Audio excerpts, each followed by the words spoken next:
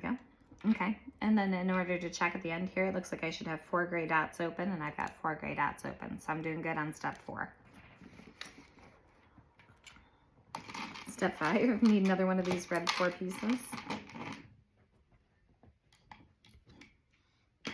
And it looks like we need 2 more of the pieces that are going to probably attach the wheels.